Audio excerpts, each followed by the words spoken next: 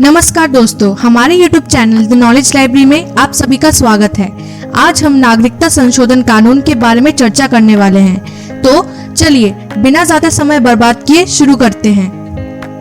नागरिकता संशोधन अधिनियम सिटीजनशिप अमेंडमेंट एक्ट या CAA भारतीय नागरिकता अधिनियम 1955 का संशोधन है जो 2019 में पारित किया गया था। ये अधिनियम भारतीय नागरिकता प्राप्त करने की प्रक्रिया में कुछ परिवर्तन लाता है, विशेषकर पड़ोसी देशों के कुछ धार्मिक अल्पसंख्यकों के लिए पात्रता मानकों पर जोर देता है। नागरिकता संशोधन अधिनियम सिटीजनशिप अमेंडमेंट एक्ट की पृष्ठभूमि कुछ इस प्रकार है। पहला, भारत का विभाजन 1947।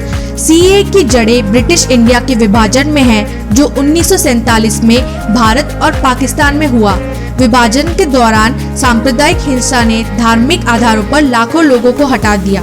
दूसरा, नेहरू लियाकत पैक्ट 1950। 1950 में भारत और पाकिस्तान ने नेहरू लियाकत पैक्ट पर हस्ताक्षर किया, जिसका उद्देश्य दोनों देशों में अल्पसंख्यकों की सुरक्षा करना था। हालांकि समय के साथ विभिन्न पड़ोसी देशों में धार्मिक अल्पसंख्यकों के लिए स्थिति मुश्किल रही है। तीसरा, अवैध प्रवास की समस्याएं। समय के साथ एक और समस्या उत्पन्न हुई थी कि बांग्लादेश से अवैध प्रवास की समस्या, सामाजिक राजनीतिक परिस्थितियों और पड़ोसी देशों में धार्मिक अल्पसंख्यकों के प्रति उत्पीड़न के कारण समुदायों को भारत में शरण लेने की आवश्यकता पैदा हुई। CAA का प्रमुख ध्यान देने वाला क्षेत्र है कि ये अफगानिस्तान, पाकिस्तान और बांग्लादेश से आए कुछ धार्मिक अल्पसंख्यकों को भारतीय नागरिकता प्राप्त करने का मार्गदर्शन प्रदान करता है। इस अधिनियम के तहत इन उल्लेखित धार्मिक समुदायों के व्यक्तियों को जो अपने घरेलू देशों में धार्मिक परेशानियों का सामना कर रहे हैं, उन्हें भारतीय नागरिकता के लिए तेजी से पात्र बनाया जाता है। नागरिकता संशोधन अधिनियम CAA भारतीय नागरिकों पर लागू नहीं है। इसका प्राथमिक उद्देश्य उन कुछ विदेशियों को भारतीय नागरिकता प्रदान करना है जिन्होंने अपनी आस्था के आधार पर पड़ोसी देशों में धार्मिक उत्पीड़न का सामना किया है। ये कानून उन लोगों पर लागू होता है जो धर्म के आधार पर उत्पीड़न के कारण भारत में शरण लेने के लिए मजबूर हैं। इस कानून का देश भर में व्यापक विरोध और विरोध प्रदर्शन हुआ। कांग्रेस पार्टी सहित कई विपक्षी दलों ने इस कानून की आलोचना की है और इसे भेदभावपूर्ण करारा।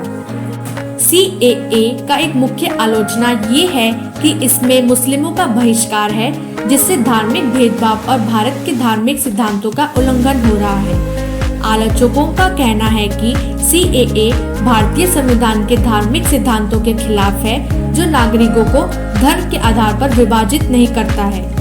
आलोचक ये भी विवाद कर रहे हैं कि CAA जब राष्ट्रीय नागरिकता रजिस्टर NRC के साथ मिलाकर देखा जाए तो ये किसी समुदाय को राष्ट्रहीन बना सकता है अगर उन्होंने साक्षरता की आवश्यकताओं को पूरा नहीं किया है।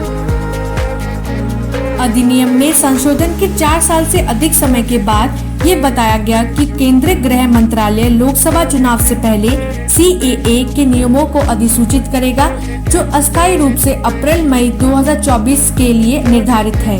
अंत में 11 मार्च 2024 को केंद्र सरकार ने नागरिकता संशोधन नियम 2024 को अधिसूचित किया।